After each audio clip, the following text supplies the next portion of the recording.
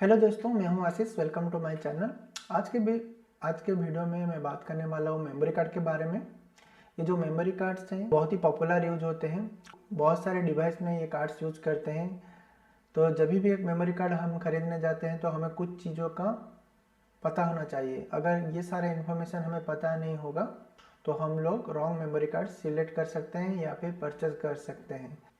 तो आप लोग मेरे वीडियो में बने रहिए, एंड तक आपको पता चल जाएगा ये सारे सिंबल्स क्या है, मेमोरी कार्ड कैसे सिलेक्ट करना है। और इस वीडियो के एंड में मैं आप लोगों के साथ कुछ टिप शेयर करूंगा राइट मेमोरी कार्ड लेने के लिए, और दूसरों को भी हेल्प कर सकते हैं। ये जो आज का टॉपिक है मैंने 3 पार्ट में डिवाइड किया है। पहला पार्ट है मेमोरी कार्ड के बारे में, हम लोग जानेंगे किसने इसको इन्वेंट किया था और कितने तरह का फॉर्म फैक्टर में मेमोरी कार्ड आता है। उसके बाद मेमोरी कार्ड के ऊपर बहुत सारा सिंबल रहता है, ईच छोटा छोटा सिंबल का मीनिंग क्या है और ये सिंबल्स हमें क्या बताने की कोशिश करते हैं, जिससे हम क्या समझ सकते हैं सिंबल को देख के, उसके बारे में बात करेंगे। तो मेमोरी कार्ड को जनरली हम जो बोलते हैं वो बोलते हैं कि इलेक्ट्रॉनिक स्टोरेज डिवाइस। ये इलेक्ट्रॉनिक स्टोरेज डिवाइस बोलते हैं। पहले हम लोग सीडी में स्टोर करते थे या डीवीडी में स्टोर करते थे।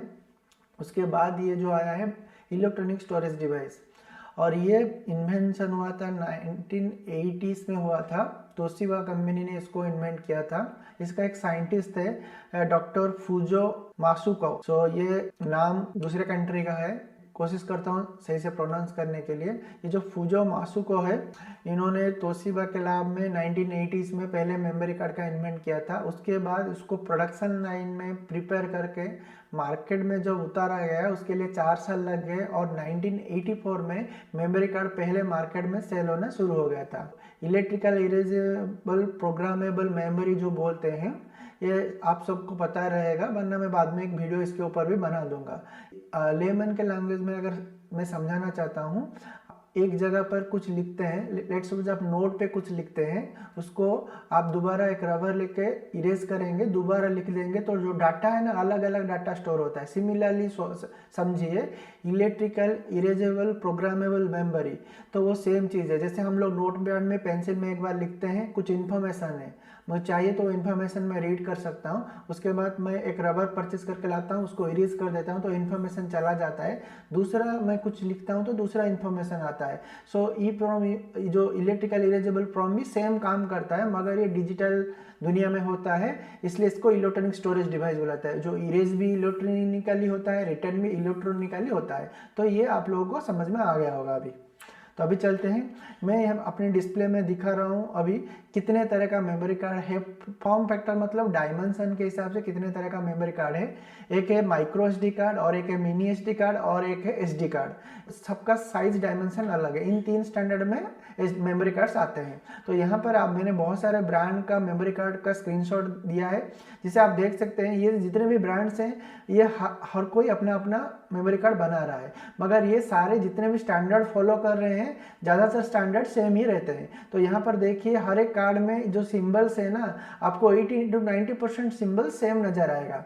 तो आप कभी भी मेमोरी कार्ड परचेस करेंगे, ब्रांड पे जितना फोकस कर रहे हैं उतना फोकस इस डिटेल्स में भी कीजिए। ये जो सिंबल्स है ना, ये क्या आपको बताने की कोशिश कर रहे हैं। जब ये पता चल जाएगा ना, आप कोई भी ब्रांड का मेमोरी कार्ड लोगे तो आपको पता है इस मेमोरी कार्ड का स्पेसिफिकेशन क्या है, मतलब इसका फंक्शनलिटी क्या है, इस सब के बारे में आपको नॉलेज हो जाएगा।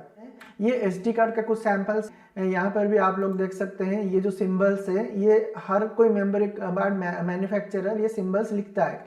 तो आप लोगों को पता होना चाहिए, ये कुछ स्टैंडर्ड है जो फॉलो होता है। जो भी मैन्युफैक्चरर मेमोरी कार्ड क्रिएट करेगा ये स्टैंडर्ड फॉलो करेगा। तो ये स्टैंडर्ड से, तो आज हम जो बात कर रहे हैं इन सारे स्टैंडर्ड के विषय में बात कर रहे हैं, जिससे हमें पता चलेगा कौन सा लेटेस्ट स्टैंडर्ड है, कौन सा ओल्डर स्टैंडर्ड है। हम लोग जब परचेस करेंगे कैसे ख्याल रखेंगे कि हम लोग राइट कार्ड चॉइस कर रहे हैं। देखिए ये एक सैंपल इमेज में है, यहाँ पे मैं हर एक प्लेस का जो सिंबल है उसके बारे में एक्सप्लेन करूंगा अभी।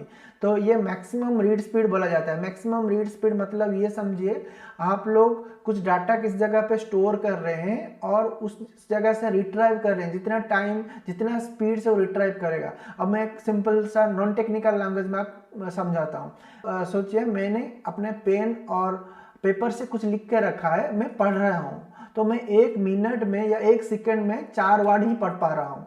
मेरा जो स्पीड है 1 सेकंड में 4 वर्ड्स बोला जाएगा। मैं अगर 1 मिनट में 100 वर्ड्स पढ़ पा रहा हूँ तो मेरा जो रीडिंग स्पीड रहेगा 1 मिनट में 100 वर्ड है। सिमिलरली इस फैक्टर को रिप्रेजेंट किया जाता है मेमोरी कार्ड में कि बोलने के लिए मैं 1 सेकंड में 150 MB का डाटा रीड कर पा रहा हूँ। रीड कर रहा मतलब आप लोग एक वीडियो प्ले कर रहे हैं या फिर कुछ मूवी वॉच कर रहे हैं तो जहाँ पे स्टोरेज है वहाँ से जो डाटा रिट्राइव होकर आपको डिस्प्ले में नजर आता है उस वाले बैकग्राउंड प्रोसेस को हम लोग रीडिंग बोलते हैं जनरली। आगे एक बस का वीडियो है, वहाँ पे मैं एक्चुअली आपको इमेज दिखा के बताऊंगा रीडिंग किसी को बोलते हैं, राइटिंग किसको बोलते हैं और स्टोरेज किसको बोलते हैं, वो हम लोग आगे स्लाइड में कवर करेंगे। नेक्स्ट आता है ये वाला 1000x। ये 1000x क्या है? ये एक पुराना स्टैंडर्ड है। पुराना स्टैंडर्ड ऐसे समझो, इनिशियली ये स्टैंडर्ड से हम लोग स्पीड को रिप्रेजेंट करते थे, बाद में ये स्टैंडर्ड चेंज हो गया, नया स्टैंडर्ड आ गया जिसकी वजह से जो हम लोग रिप्रेजेंट करते हैं स्पीड का स्टैंडर्ड दूसरे साइड में लिखा है जो 150 MB से। तो अभी पहले जो ओल्ड मेमोरी कार्ड है या फिर ओल्ड डीवीडी राइडर और सीडी प्लेयर्स आप खरीद के लाएंगे, अगर आपके घर पे भी है जाके देख सकते हैं, ये 1000x लिखा होता था। 1000x का मतलब आपका जो राइटिंग है, सॉरी आपका जो रीडिंग स्पीड है ये 1000 को उसके साथ मल्टीप्लाई करेगा तो जितना आएगा वो आपका रीडिंग स्पीड बोला जाता है। पुराने कार्ड में क्या होता था, ये सब लिखा नहीं होता था तो हम लोगों को क्या मिलता था, 100x मिलता था, जहाँ पर ये एक्स फैक्टर बोलते हैं उसको 150 बोला जाता था। तो हम लोग क्या करते हैं, इसका कितने बाइट्स पे ये राइट करना है अगर हमें जानना है किलो बाइट्स पे, तो जो एक्स फैक्टर मल्टीप्लाई बाय 1000 करते थे। अगर MB में कितना राइट कर रहा है जानने के लिए कोशिश करते थे तो क्या करते थे, ये 1000 मल्टीप्लाई बाय 150 डिवाइडेड बाय 1024 वो करते थे। मगर ये थोड़ा कॉम्प्लेक्स प्रोसेस था, आउटडेटेड है। फिर भी बहुत सारे मैन्युफैक्चरर हैं जो ये सिम्बल्स देते हैं और बहुत सारे नया मैन्युफैक्चरर्स है, नया कार्ड से जिसमें सिर्फ ये वाला सिंबल आता है, तो ये चीज़ को थोड़ा ध्यान रख लेना।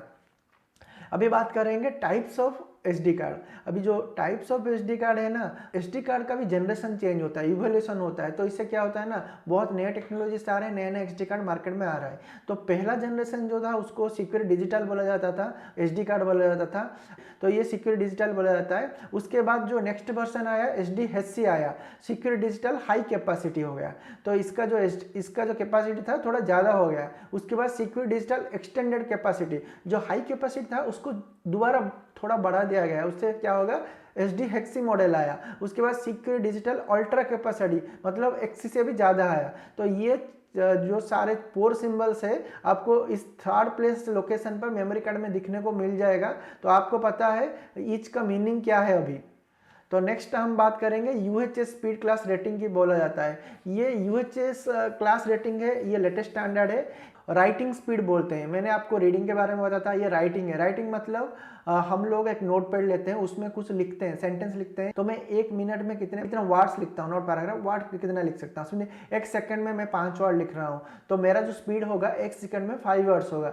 वैसे समझे तो यहाँ पर क्या हो रहा है, 1 सेकंड में वो 10 MB राइट कर रहा है, वो इफ ये क्लास 1 है। सिमिलरली इसका जो क्लास चेंज होता रहेगा ना, ये मल्टीपल्स ऑफ 10 से होता जाएगा। ये तो आपको पता होगा। अभी मैं यहाँ पर जो इमेज है यहाँ पर 3 लिखा है, इसका मतलब है 3 multiply by 10 is equal to 30 MB। So ये जो कार्ड इसमें 3 लिखा होगा, ये 1 सेकंड में 30 MB लिख सकता है।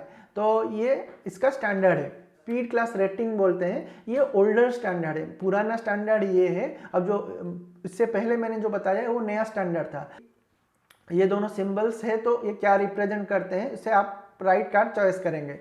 अभी मैंने ये भी बता दिया ये क्लास 10 कैसे रिप्रेजेंट करता है और ये क्लास 4 क्या रिप्रेजेंट करता है। ऐसे ना हमारा जो क्लास है ना 1 से लेके शुरू हुआ था, अभी 10 तक है, तो ईच क्लास में उनका स्पीड इंक्रीमेंट होके गया है। और उसके बाद जहाँ 10 तक पहुँच गया उसके बाद UHS क्रिएट हुआ है, नया स्टैंडर्ड क्रिएट हुआ है। बात करेंगे बस स्पीड। ये बस को थोड़ा समझने के लिए नॉन टेक्निकली समझना पड़ेगा, इसके लिए मैं नेक्स्ट स्लाइड में बताऊंगा। पहले मैं इसका स्पेसिफिकेशन बताता हूँ। Ultra high speed UHS standard बोला जाता है।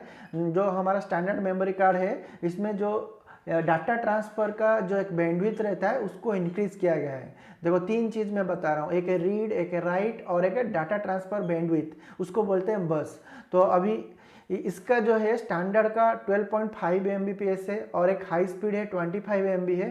UHS 1 जो है वो 50 MB से और 104 MB से। और UHS-2 जो है ये 156 MB फुल डुप्लेक्स है और 312 MB हाफ डुप्लेक्स है। ये थोड़ा टेक्निकल हो रहा है, डुप्लेक्स क्या है, हाफ डुप्लेक्स क्या है, मगर टेक्निकल आपको चाहिए तो आप नेट में सर्च करके समझ सकते हैं, वरना मैं दूसरा वीडियो में बताऊंगा। और ये एक्सप्रेस मॉडल है, 985 MB फुल डुप्लेक्स में काम करता है। तो ये सारा इसका स्पेसिफिकेशन है जो यहाँ पे ये आप देख सकते हैं 2.1 ये सब लिखा होगा, तो आप इससे पता कर सकते हैं कौन सा स्टैंडर्ड फॉलो करता है। अभी बात करते हैं बस, रीड एंड राइट, इन तीनों को अगर नहीं समझे ना, जितना सारा सिंबल मैंने एक्सप्लेन किया वो आपको याद नहीं रहेगा तो कुछ बेनिफिट नहीं मिलेगा। इसको बोलते हैं हम रीड स्पीड। ये रीड स्पीड को सभी अपना कार्ड में हाईलाइट करते हैं, ये मार्केटिंग फैक्टर है। जैसे 150 MB, 160 MB, 170 MB, हर कोई क्या कर रहा है ना, रीड स्पीड को रिप्रेजेंट कर रहा है, जिससे लोग बोलते हैं आप मेरा कार्ड इतना फास्ट है तो खरीद लो। मगर ऐसा नहीं है, आपको रीड को भी देखना है, राइट को भी देखना है। क्योंकि देखो, आप अगर हाई एंड कैमरा लेते हो या फ़ोन लेते हो, वो क्या करता है, रीड भी करता है, राइट भी करता है। जो रीड करेगा वो क्या करेगा, आप वीडियो वॉच कर रहे हैं या कंटेंट को प्लेबैक कर रहे हैं तब आप रीड करते हैं, मगर आप कुछ काम कर रहे हैं, आप डाटा स्टोर कर रहे हैं तो आप राइट करते हैं। जैसे आप कैमरा में एक फोटो क्लिप लेते हैं, वो जाकर राइट होता है, जब आप प्रीव्यू देखते हैं वो रीड होता है। ये दोनों को समझ लिए। तो ये रीड का स्पीड भी इंपॉर्टेंट है, राइट का स्पीड भी इंपॉर्टेंट है। और उसके बाद ये कैपेसिटी होता है। कैपेसिटी जो मैंने बोला 2GB, 32GB, 64GB जो होता है, ये इसका कैपेसिटी होता है। तो ये जो डाटा यहाँ पर सब पिन्स होते हैं, कनेक्टिंग पिन्स होते हैं कार का, वहाँ से डाटा ऐसे आता है। आने के बाद क्या होता है, यहाँ पर जो मैन्युफैक्चर है वो अपना खुद का लॉजिक लिखते हैं कैसे इनसाइड डाटा को स्टोर करना है स्टोरेज में। मगर ये जो इनसाइड लॉजिक होता है हर एक मैन्युफैक्चर का अलग रहता है, मगर ये जो एक्सटर्नल इंटरफेस रहता है, प्रोटोकॉल रहता है, सेम रहता है। इसलिए कोई भी मेमोरी कार्ड आप कोई भी डिवाइस में डालोगे तो चल जाता है, क्योंकि सब एक ही स्टैंडर्ड फॉलो कर रहे हैं। मगर इंटरनली वो कैसे डाटा स्टोर कर रहे हैं, एनक्रिप्टेड स्टोर कर रहे हैं या कौन से सीक्वेंस में स्टोर कर रहे हैं, ये खुद मैन्युफैक्चर कंट्रोल करता है। तो ये चीज़ जान लिया, यहाँ पर मैन्युफैक्चर का लॉजिक रहता है। ये डाटा यहाँ बस से आता है, ये जो रोड्स दिख रहे हैं ना, इसको हम लोग बस बोलते हैं। तो इसके साइड से डाटा आता है, इसको हम UHS में क्लास में रिप्रेजेंट करते हैं। थोड़ा पीछे के स्लाइड में देखिए, यहाँ पर जो ये स्पीड्स रिप्रेजेंट कर रहा है ना, ये स्पीड एक्चुअली ये बस का स्पीड बोलता है। तो यहाँ पर इतने स्पीड से डाटा आएगा, ये प्रोसेस करेगा, प्रोसेस करने के बाद यहाँ से क्या होगा, ये राइट कर देगा। जो यहाँ पर जो राइट होगा वो किसको रिप्रेजेंट करता है, जो हम राइटिंग स्पीड की बात किया, 30 Mbps या 10 Mbps में राइट होता है। तो ये हो गया राइट। तो हम लोग को एक भी चीज़ है, राइटिंग स्पीड भी ज़्यादा होना चाहिए, बस का कैपेसिटी भी ज़्यादा होना चाहिए, रीडिंग स्पीड भी ज़्यादा होना चाहिए। ये तीनों जहाँ पर मैक्स होगा ना, आपका मेमोरी कार्ड सबसे एफिशिएंट है। तो ये समझ लिया हमने। तो अभी नेक्स्ट आखिरी टॉपिक में बात करेंगे वो है कैपेसिटी। कैपेसिटी तो हर कोई को पता है, फिर भी मैं बताऊंगा। ये जो SD कार्ड पहले आता था वो 2GB तक आता था। जब मैं 4 साल 5 साल पहले मेमोरी कार्ड खरीदने जाता था, मैक्सिमम हमें 1GB 250 MB ऐसे कार्ड आता था या पेन ड्राइव आता था, ऐसा आता था। बाद में क्या होगा, 2GB से 32GB आने लगे, उसके बाद 32GB से 2TB आने लगा, यहाँ पर 2TB से 128TB तक आ रहा है। तो ये मेमोरी कार्ड का फ्यूचर ना बहुत ही ब्राइट है, क्योंकि ये बहुत ही स्मॉल साइज में आपको इतने सारा कैपेसिटीज दे रहा है। ये जो स्लाइड है ये आपको मैंने जो पहले से बताया ना, हर एक क्लास का स्पीड अलग अलग है। मैंने यहाँ पर क्लास 1 का छोड़ दिया है। क्लास 1 का 1 Mbps था, तो क्लास 2 से लेकर 10 तक ये क्या हुआ है, 2, 4, 6, 8, 10 इतने क्लासेस आए हैं। यहाँ पर 2, 4, 6, 8, 10 ये इसका स्पीड रिप्रेजेंट करता है। तो उसके बाद ये ओल्ड स्टैंडर्ड है। अब नया स्टैंडर्ड UHS है। UHS क्लास 1 मतलब 10 Mbps था, जो UHS क्लास 10 का साथ इक्वल है। तो एक मेमोरी कार्ड में दो चीज़ लिख सकते हो, जैसे class 10 is equal to UHS class 1, तो दोनों सेम ही रिप्रेजेंट करता है। यहाँ पर देखो 10 Mbps, यहाँ 10 Mbps है, मगर UHS क्लास 3 इज 30 Mbps। अगर उसको हम क्लास 10 बोलेंगे तो क्लास 10 पे भी डिवाइस पे भी ये काम करेगा, मगर इसमें सपोर्टेड है, ये 30 Mbps में भी फंक्शन कर सकता है, मगर इसके लिए आपका डिवाइस का स्पेसिफिकेशन उतना होना चाहिए। तो ये मेरा स्लाइड का सारे स्लाइड्स का ओवरव्यू था। ये इसका आप एक स्क्रीनशॉट रख सकते हैं रेफरेंस के लिए, क्योंकि ये सारे सिंबल्स ना हर एक मेमोरी कार्ड में मिलेंगे। मैंने जो बताया आपको और ये सारे सिंबल के बारे में बताया, जिससे आपको डिटेल इन्फॉर्मेशन रहेगा। तो आप नेक्स्ट टाइम जो कार्ड को देख रहे हैं सिर्फ उसका साइज़ को और क्लास को नहीं देखिए। मोस्टली मार्केट में क्या होता है, ये जो साइज और कैपेसिटी और रीडिंग स्पीड, इन तीनों पे लोग कार्ड भेज के चले जाते हैं, मगर ये जो सेकंड से 4 और 6 वाला पार्ट है ना, रीड राइट एंड एक्सेस बस स्पीड, ये 4 पार्ट भी बहुत ही इंपॉर्टेंट करता है। ये तीनों क्या है ना, आपको बोलते हैं ज़्यादा स्टोरेज दे रहे हैं और रीडिंग स्पीड ज़्यादा है, मगर राइटिंग स्पीड स्लो होगा। तो जब आप कॉपी करेंगे डाटा वो स्लो होगा, तो आपका जो प्रोग्राम रन करेंगे या फिर कैमरा में फोटो लेंगे वो स्टोरेज के लिए लैग करेगा, तो कैमरा का परफॉर्मेंस में इशू आ सकता है, फ़ोन का परफॉर्मेंस में भी इशू आ सकता है। तो ये सारे टॉपिक हमने कवर कर दिया। अभी मैं टिप्स शेयर करता हूँ। जब भी मेमोरी कार्ड खरीदना है प्राइस चेक कीजिए। क्यों मैं बता रहा हूँ ये, मेरे पास अभी सैंपल नहीं है तो मैं बताता, जो मेमोरी कार्ड का जो कैटलॉग है उसके पीछे देखना, उसका प्राइस लिखा होता है 7000 8000, बहुत ही हाई प्राइस लिखा होता है। मगर मार्केट में जब आता है, किसी भी शॉप में चले जाना या ऑनलाइन अमेजोन में चेक कर लेना, वहाँ पर ये लोग जो दिखाते हैं 1000 से लेकर 600 तक आ जाता है, डिफरेंट साइज के बारे में। जो 128 GB या 256 GB का लेटेस्ट मॉडल मेमोरी कार्ड आता है आजकल 2000-3000 में आता है, उसके पीछे देखेंगे तो 7000 8000 प्रिंटेड है। तो आप किसी शॉप में जाकर उस MRP देख कर अगर खरीद रहे हैं ना, आपको लॉस हो सकता है। तो परचेज करने से पहले थोड़ा प्राइस मॉनिटर करके इन्फॉर्मेशन गैदर कर लेना, उसके बाद जाके परचेज कर लेना। वरना क्या होगा, एक बार स्टैंडर्ड अपग्रेड हो गया या फिर नया स्टैंडर्ड आ चुका है तो उसका प्राइस भी ड्रॉप रहता है, मगर जो प्राइस ड्रॉप रहता है मोर देन 65% ड्रॉप रहता है। तो इसका मतलब ये है ना, यहाँ पर रिस्क ज़्यादा है गलत मेमोरी कार्ड खरीदने का, ज़्यादा प्राइस देने का। उसके बाद डिवाइस पैक चेक कर लेना।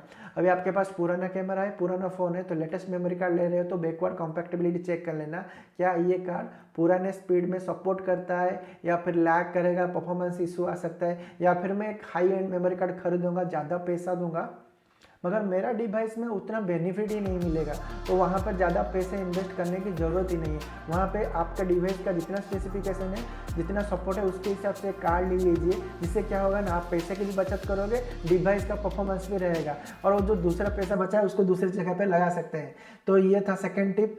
थर्ड टिप है कार्ड रीडर। बहुत सारे लोग क्या करते हैं, हाई एंड कैमरा लेते हैं, हाई एंड मेमोरी कार्ड ले लेते हैं, या हाई एंड फ़ोन के साथ हाई एंड मेमोरी कार्ड लेते हैं। जब कार्ड रीडर चाहिए या कुछ चाहिए तो पुराना वाला कार्ड रीडर यूज करते हैं। इससे क्या होता है ना, ये जो मैं बताया बस स्पीड, एक एग्जांपल बताता हूँ। कार्ड रीडर का बस स्पीड है 2 Mbps है, मगर मेरा मेमोरी कार्ड का बस स्पीड है 30 Mbps है। दोनों का जो हाईवे है मैं एक बताता हूँ, आपका टाउन के बाहर 4 वे NH आया है, टाउन के अंदर जाने के लिए सिर्फ 2 वे का NH है।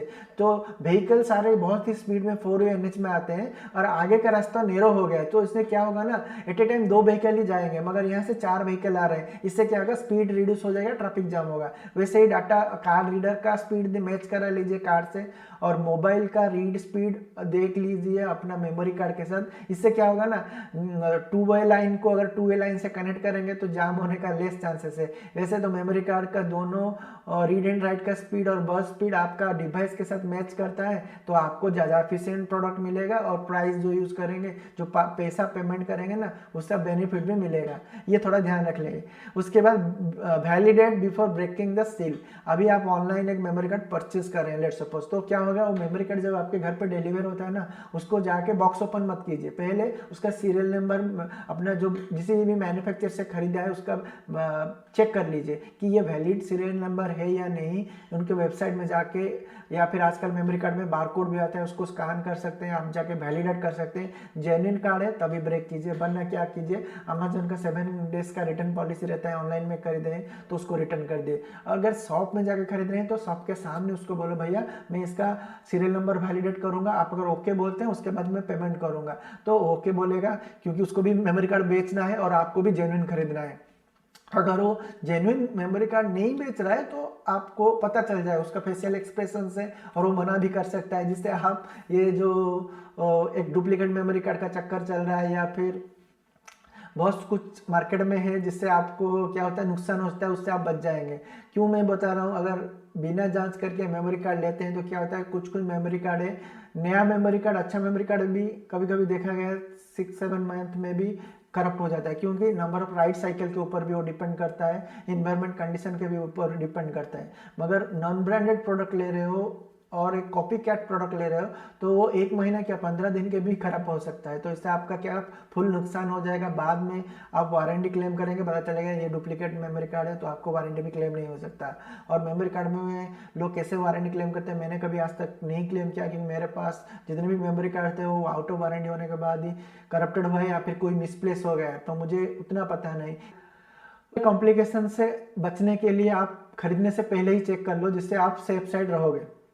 तो आप लोग अगर यहाँ तक मेरे वीडियो देखा है तो मेरे वीडियो को लाइक कीजिए और शेयर कीजिए। मैं जितना भी इन्फॉर्मेशन शेयर कर रहा हूँ इसमें से कुछ भी आपको वैलिड लगा और कुछ भी हेल्प कर रहा है, मेरे चैनल को सब्सक्राइब कीजिए। ऐसे में बहुत सारे बेस्ट टॉपिक में डिटेल वीडियोस बनाऊंगा, जिससे क्या होगा, आप जो डेली घर में जो भी प्रोडक्ट यूज़ करते हैं उसके बारे में इन्फॉर्मेशन रहेगा और आप किसी को गाइड भी कर सकते हैं और नॉलेज भी गेन कर सकते हैं।